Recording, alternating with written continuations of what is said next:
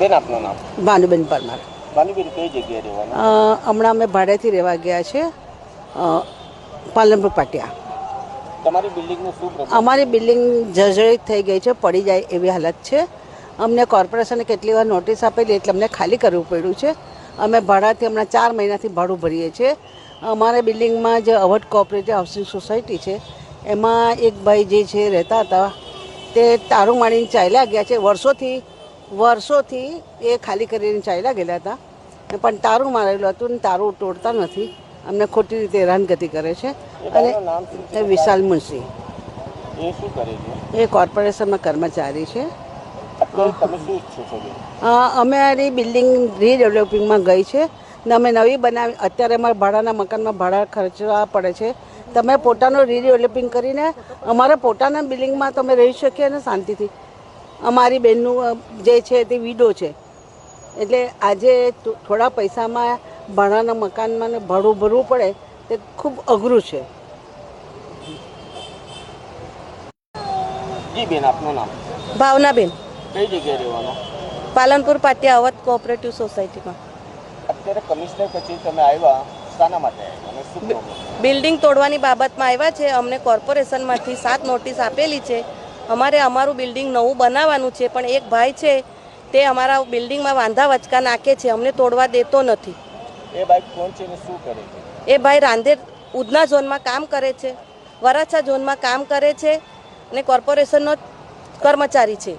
એ અમારા બિલ્ડિંગ અમને તોડવા દેતો નથી ને અમારું કામ અટકાવે છે. અમને અમારું ઘર જોઈએ છે. એ ભાઈનું નામ શું છે? વિશાલ મુનશી. ને એ બિલ્ડિંગ તોડવા આવેલો તો હું કહેતો હતો કે હું આ બિલ્ડિંગ નહીં તોડવા દઉં, તો તમારા ધમકી આપતો હતો કે તમારાથી જે થાય તે કરી લેજો, હું આ કામ અટકાવીશ ને તમને આ બિલ્ડિંગ તોડવા નહીં દઉં.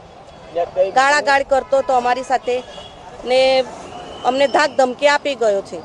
અત્યારે બિલ્ડિંગની કન્ડિશન કેવી છે? જર્જરિત છે, સાવ પડી જાય એવી છે.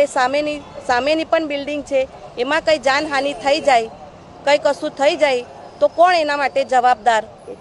અમે હમણાં ભાડેથી રહીએ છીએ. અમારું હવે મકાન બની જાય, બિલ્ડિંગ પણ છે સામે બીજી, એ પડી જાય ને એકદમ જર્જરિત થઈ ગયેલી છે એ બિલ્ડિંગ. જી આપનું નામ? યુસુફ પઠાણ, પ્રમુખ સુરત નવસર્જન ટ્રસ્ટ. અત્યારે કમિશનર કચેરી શાના માટે આવશે? અડાજન અવધ કોઓપરેટિવ સોસાયટી છે, તેના રહીશો છે. લગભગ 22 ફ્લેટો છે ત્યાં, અને એસએમસી 24 ફ્લેટો છે. એસએમસીએ જર્જરિત નોટિસ આપી તે આ લોકોએ અત્યંત ગંભીરતાથી લઈ અને ઇજનેરનું નિરીક્ષણ કરાયું અને એમણે કીધું કે આ બિલ્ડિંગ રહેવા લાયક નથી. એટલે તમામ લોકોએ બિલ્ડિંગ ખાલી કરી દીધી છે. અને તેની સાથે સાથે ત્યાં એક વિશાલ મુનશી કરીને એ અત્યારે વરાછા ઝોનની અંદર આકારણી વિભાગમાં ફરજ બજાવે છે. તેમનું પણ મકાન હતા, તેમના 2 ફ્લેટો હતા, અને એમણે આ લોકોને ત્યાં બિલ્ડિંગ તોડતા અટકાવી દીધું કે તમે તોડતા નહીં, વાંધા અરજી કરી તમારો વિરુદ્ધ હું કાયદેસરની કાર્યવાહી કરી. અને કંઈક ભાવનાબેન છે અને કંઈક આપણે શારદાબેન છે, એ લોકોને ધમકી આપી બિલ્ડિંગ તોડતા અને એ લોકો સાથે ગાડી ગળોચ કરી. અને આ સંદર્ભે એસએમસીના આ કર્મચારી વિરુદ્ધ આ લોકોએ સુરત મ્યુનિસિપલ કમિશનરને પણ ફરિયાદ આપી છે શનિવારે, અને તાકીદપત્ર પણ કર્યું છે કે સામે સાગર કોમ્પ્લેક્સની અંદર એ અને બી વિભાગની અંદર 28 ફ્લેટો છે, અને તેની અંદર લગભગ 90 થી 100 લોકોની અવરજવર થાય છે.